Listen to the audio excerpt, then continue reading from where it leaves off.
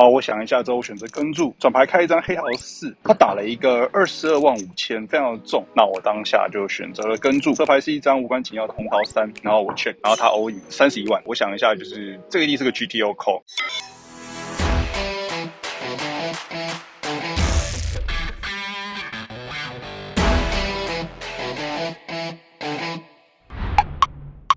昨天晚上打完之后呢，因为实在是太晚啊，所以没有录回顾，就直接睡觉。那今天早起来跟大家讲一下昨天的最后1个小时到底发生了哪一些事情。好，昨天回去的时候呢，大约剩下90几个人，然后再打2个级别。回去的这个 level 呢是1万2万，几手牌跟大家分享一下。回去的时候呢，一个比较大的底池就是小盲位 all in 28万。然后我在大盲位拿一个 K4 不同花。这手牌我觉得对于大部分的玩家，我可能偏向不跟注。K4 在这边有点弱，我觉得至少要同花 K 或者是 K7、K8 以上。如果说4个大盲的话，那我当下决定跟 K4 的原因是因为这个对手就是我之前他 race， 然后我3B all in AJ， 然后他拿 A2 同花跟我的那个对手。那我觉得这个是一个逻辑，就是当他今天翻牌前会跟比较宽的范围的时候，我认为他 all in 的范围也会比较宽，这个逻辑是通的。我当下决定跟住这个 K4 不同花，然后他是 A2 同花，然后运气不错中了一个4，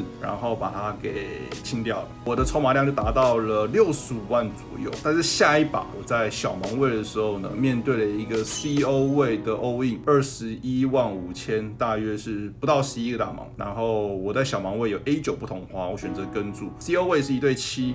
我是 A9 不同花，我输了，所以其实一来一往，筹码量又回到45万。我前一把赢28万嘛，那这时候输21万，所以基本上是没什么变化。接下来这把牌呢，就是这个晚上我觉得最关键的一手牌。这手牌呢一样是1万2万，然后我有大约接近40万左右。我在 low jack 位 raise 4万。然后是 A6 梅花 ，High Jack 位的是一个筹码最多的玩家 Chip Leader， 他是一个非常好的玩家，他跟注，然后大盲位也跟注。翻牌是黑桃 A 红桃5红桃6，底池15万，大盲位 check 我这边选择了一个 check 这个 check 的逻辑一样就是当今天我们在 low jack 位 raise， 然后 high jack 位跟注的时候呢，其实我们的持续下注的频率本来就会很低，那再加上是一个多人底池的话，我们的持续下注频率会更低，所以我觉得这手牌如果放在 check 的话，其实一定的频率我觉得是很 OK 的。High jack 玩家也 check， 我觉得当他今天最后一个玩家 check 的时候，我就会非常的放心我就认为他的范围里面基本上都不会有 A， 大部分都是不会有 A。转牌开了一张红心2，底池还是15万，大盲位又 check 这个时候呢，我当然就不会再 check 我就持续下注了一个5万，大约是1/3底池，然后这个 High jack 位不出我所料它的范围我认为都不会有 A， 但他可能会有一张红心的牌，但是他反正他选择弃牌。然后大盲位跟注，大盲位跟注之后，合牌来一张梅花 K， 底池25万，大盲又check。这个时候呢，我有几个选择，我一定会是下注选择小尺寸或大尺寸，我觉得2个都各有好处。今天如果是大盲位的话，它很有可能会有一些随机的2队，我觉得都是很有可能。所以当下我觉得，如果我是最大的2队，或者是更好的手牌的话，我应该都会选择大尺寸。所以当下我选择了 all in。那他其实没有想太久，底池25万。我 all in 29万5千，他其实没有想太久还会跟，那我就很有自信的开出 A6， 然后他开出他的 A2 不同花，他的 A2 不同花是低2队，应该说上下低2队，然后他就觉得说对啊，我觉得你没有炸我，可是我2队我也不知道怎么做这样。那其实他的问题的话，我觉得他的 A2 不同花，其实在翻牌前，在这种情况下应该是要弃牌了，但我觉得很多玩家都会去跟注这种很边缘的 A 叉不同花，我觉得是比较可惜一点的失误，对他来说，对我来说当然很好。所以这把牌呢，筹码从30几万接近40万翻倍到90几万，然后我到最后面的时候呢，我有赢下一些小底池，所以第一天结束的时候，我有96万的筹码进入 Day 2。然后我看了一下这个名单，它大约是只剩下1300多人的比赛，只剩下55个人。当然，就是我们的筹码算是排在中间啦，应该是有接近均嘛。但是这个是一场我觉得算是比较偏快速的快速赛。希望今天等一下去打 Day 2的时候会有好成绩，然后我会再持续的跟大家做一些手牌分析。如果大家喜欢我的影片的话，记得关注。那我们就晚点见。大家拜拜。那今天是这个 Day 2的第一个休息，发生了蛮多有趣的手牌啊。今天一开始的时候只有55位玩家，然后目前剩下26位玩家。那今天开始的级别呢是1万5、3万。然后我觉得有一只手牌蛮有意思的，这是一位日本玩家在 low 价位 raise， 他有60万的筹码，大约是20个大盲，他 raise 到6万，然后小盲位呢也差不多60万的筹码扣，然后我有170万的筹码，那我在大盲扣一个 A10 不懂花。这手牌我觉得翻牌前可不可以 all in？ 可以哦，20个大盲，一个 raise 一个扣，是正 EV 的 all in。但我觉得在这种赛事中呢，其实很些微的翻牌前 all in， 我都会考虑选择一个比较保守的打法，在翻牌后就算是没有位置，我觉得都不会到太糟，所以我当下选择跟住。那翻牌是黑桃 A 方块 J 梅花8 AJ8 彩虹面，底池大约是22万5千。小盲 check 我也 check， 然后 low 价位玩家日本玩家持续下注7万5，然后小盲弃牌。那我在这边的话，我觉得应该就只有2个动作，会是一个高频率的跟注，低频率的 raise。好，我想一下之后选择跟注，转牌开一张黑桃4，这有一个后门花 draw， 然后底池大约是37万5千。好，我 check， 他打了一个22万5千，非常的重。他打22万5千，后面剩下31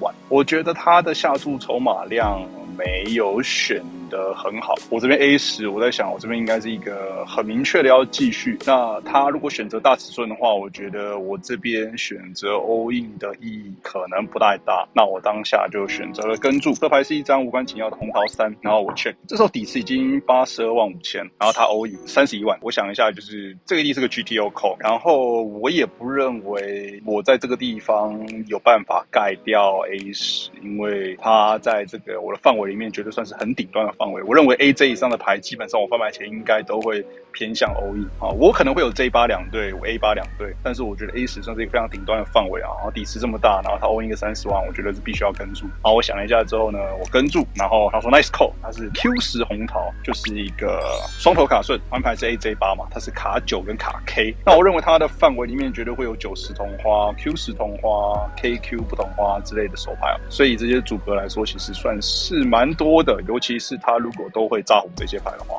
那我的 A10 应该就是一个非常明确的要扣。好，那这手扣了之后呢，让我赢下了一个非常大的底池250万左右。然后一手牌我觉得蛮有意思的，跟大家讲一下这手牌是桌上的 Triple 的2万5万，它有400万的筹码，然后它的 High Jaw raise， 它 raise 到10万，2个大盲，然后我也有250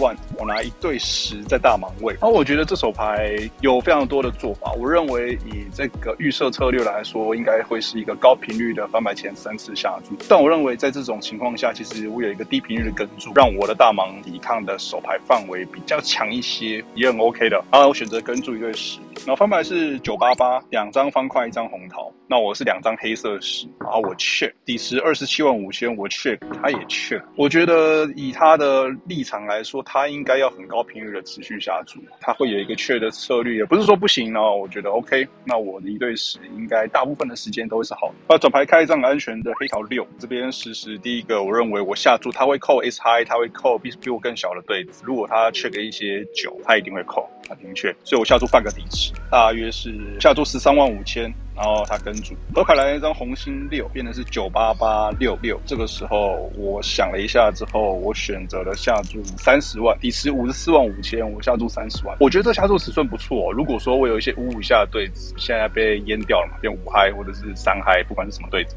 然后我觉得这些手牌都是一个明确的炸。那我觉得价值下注的话，我很有可能会混合一些3条8、头号或3条6，不确定我6转牌会不会下注，但是3条8绝对会下注 ，A9 也会下注。我觉得30万算是一个很不错的下注尺寸啊，配合着炸胡，当然就是我说手对一下嘛，或者是一些10J Q10都是一个很不错的炸胡的组合。如果我的9会价值下注，那比9还要大的手对啊，10，那肯定也是价值下注，下注30万，大约是半个帕多一点，它1秒就跟住它是 AAA 这手牌，我觉得蛮有意思啊，就是刚好我翻牌前没有3B，然后它翻牌又没有持续下注，但我觉得如果翻牌它要 check 的话，AA 似乎是一个可以比较高比率的 check 哦，原因是因为它今天如果是 JJ，它没有必要 check，如果我是 K10，对不对？转牌给他 K，对他来说很糟，但我觉得 AA 就是一个比较不需要担心转牌被人家中更高的对子 ，AA 在它的范围里面有一点意外，但是也不会到太意外。这手牌我觉得输少，只有输40多万的筹码，大约10个大盲，这种事实我觉得是可以接受的。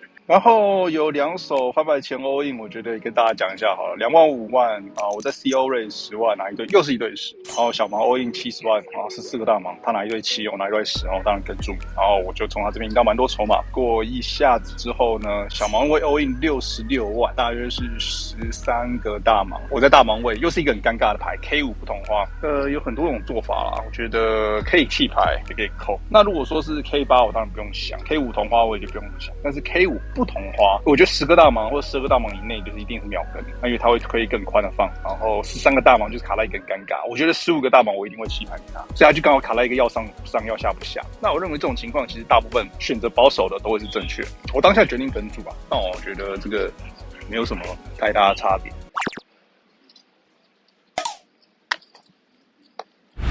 今天3600 Max 很不幸的第19名出局啊！我觉得最后几手牌跟大家分享一下。在我刚刚这个休息刚好讲到很后面，然后快比赛快开始了，所以我就赶快把它切掉。然后一上桌呢，其实大约有280万的筹码，然后后面的盲注是4万8万，所以大约是35个大盲，然后就没什么牌，扣 raise， 然后 check ball 大盲抵抗 check ball， 然后掉到接近200万的筹码。然后这时候发生了一个我觉得很标准的手牌，跟大家分享看看。这手牌呢，就是我在8成位我拿到1对6，为196万，小盲有蛮多的，小盲有超过300万，然后大盲位的话是只有165万，也就是说大盲只有20个大盲。那我认为22到55呢是直接 all in 会比较好，66就是一个边缘，77跟以上的对子的话，应该都会是 race 然后扣 all in。那我觉得盲注位都是一个不太差的玩家，尤其是大盲位，他是一个蛮有名的职业玩家。我当下决定直接 all in 应该是一个比较好的策略啊，66刚好很尴尬，我觉得55以下应该都可以直接 all in，然后我就66 all in， 大盲位是 AA， 他直接开牌，我想说他直接开牌是什么27要直接盖吗？没有啊，是 AA， 然后就我也没有中嘛，所以